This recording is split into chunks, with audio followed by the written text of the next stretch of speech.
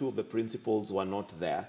But I don't know if you buy into that, because there's also a lot of pressure from all and sundry to give us a name in terms of who's going to be the but even before we mention the name, are we looking at a situation where we're complicating this equation, because we are looking at the expected entry of Bomet Governor Isaac Ruto, and the word is that he's supposed to join NASA as an equal candidate. So are we looking at 5 core principals now looking for the position of flag bearer? I think those are 3 questions. Let's begin by whether the genuine reason of not the talks taking off because some of them were out. I think the pressure is immense, and none of them is ready for a decision.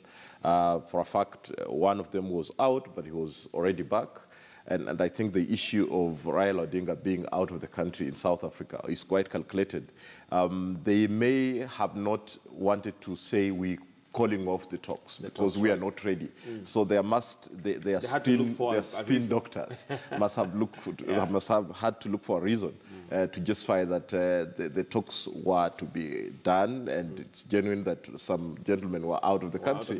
Not necessarily. Maybe by design. Yes, this is by design or by default, because this is a very critical issue for the NASA coalition. So just saying that one principal can opt to travel out of the country when they need to, and I saw one of the lieutenants in Mohammed Gineda, I think, saying it's a convention of the top guys only. Right. None of us is allowed to be even closer, so we'll only be called in. I think this is by design, not by default. So it only indicates one thing: they are not pretty ready to do it. And I think they have time.